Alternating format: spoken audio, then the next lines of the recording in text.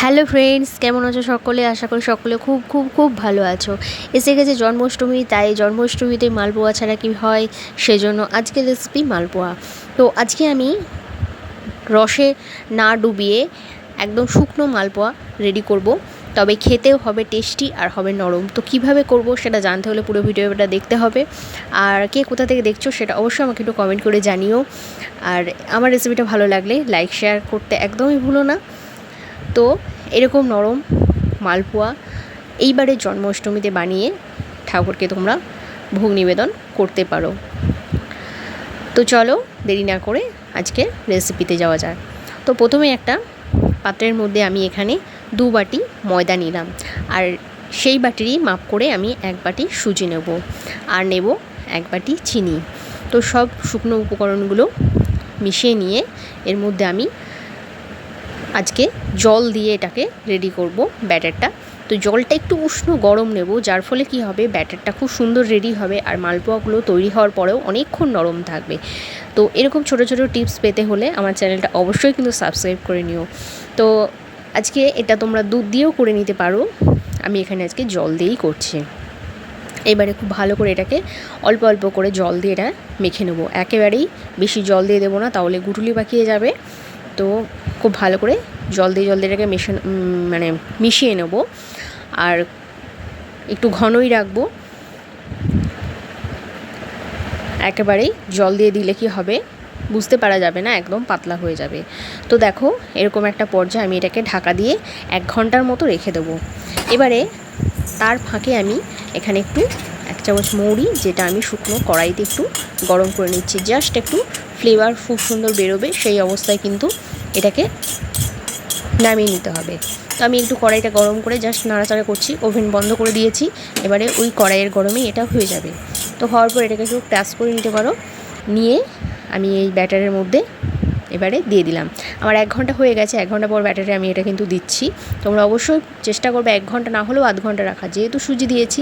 আর এখানে কিছু dry fruits দিয়েছি, ড্রাই ফ্রুটসে আলমন্ড দিয়েছি, কিশমিশ দিয়েছি, আর দিয়েছি কাজু কিছুটা।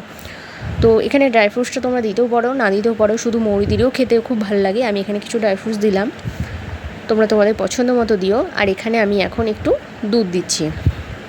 আগেও আমার 1.5 কাপের কাছাকাছি জল লেগেছে, এখনও প্রায় হাফ কাপের ওপরে আমি দুধ দিলাম।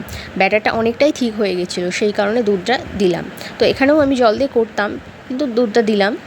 আর একটু সামান্য নুন দিলাম, নুনটা আমার আগে দিতে ভুলে গেছিলাম, তো নুন দিলাম। তো এর মধ্যে ব্যাটারের সুজিও ফুলে গেছে, চিনিও গলে গেছে। তো খুব সুন্দর ব্যাটার রেডি হয়ে গেছে। ব্যাটারের থিকনেসটাও দেখলে। এবারে একটা কড়াইয়ে তেল গরম করে নিয়েছি, তেলটা খুব ভালো করে গরম করতে হবে। তার আগে একটু তেলের মধ্যে দিয়ে চেক করে নিতে পারো, যে দেওয়ার সাথে সাথে যদি ওপরে ভেসে ওঠে জানবে ঠিকঠাক তেল রেডি হয়ে গেছে। এবারে 1 হাতে করে ব্যাটার একদম মাঝখানে দেবো, আর দেখো কি সুন্দর এরকম মালপোয়াগুলো ফুলে উঠছে। তো এবারে ওপর দিয়ে একটু তেল এরকমভাবে দেওয়ার চেষ্টা করবো, যাতে মালপোয়াগুলো খুব সুন্দর ফুলে ওঠে। খুবই সোজা একটা রেসিপি, তোমরা খুব সহজে একদম ঝামেলা ছাড়াই ঝটপট বানিয়ে নিতে পারো, আর খুব বেশি টাইম লাগেও না এটা ভাজতে। তো আমার এই পিঠটা হয়ে গেছে, আর এক পিঠ পাল্টে আমি এটাকেও সেমভাবে ভেজে নেবো। দেখো খুব সুন্দরভাবে মালপোয়াগুলো কিন্তু ফুলে উঠছে। আর এই মালপোয়াগুলো ভাজা হয়ে গেলেও অনেকক্ষণ পর্যন্ত এটা নরম থাকে, অনেক টাইম এটা নরম থাকে। আর এটা তুমি 2-3 দিন রেখেও কিন্তু খেতে পারবে। তো আমি আর একটা একইভাবে ভেজে দেখিয়ে দিচ্ছি। তো এবারে জন্মাষ্টমী তোমাদের অনেক অনেক অনেক ভালো কাটুক। আর আমার চ্যানেলে যদি নতুন বন্ধু হও, তাহলে প্লিজ চ্যানেলটা একটু সাবস্ক্রাইব করে নিও। আর যদি ফেসবুকে থেকে দেখছো, তাহলে ফেসবুক পেজটাও একটু ফলো করে নিও। তো দেখো এই মালপোয়াটাও আমার রেডি হয়ে গেল। এরকমভাবে আমি প্রত্যেকটা মালপোয়াই ভেজে রেডি করে নেব।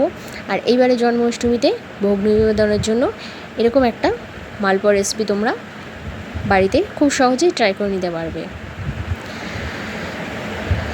তো আমার সব মালপোয়া ভাজা হয়ে গেছে, বেশ অনেকগুলোই মালপোয়া হয়েছিল। তো রেসিপিটা ভালো লাগলে লাইক শেয়ার করে দিও, আর কমেন্ট করতে ভুলো না কেমন লাগলো। সঙ্গে থেকো, ভালো থেকো, সুস্থ থেকো, খুব খুব ভালো কাটুক। শুভ জন্মাষ্টমী। দেখা হচ্ছে আবার কোনো রেসিপি নিয়ে, ততক্ষণের জন্য বাই বাই।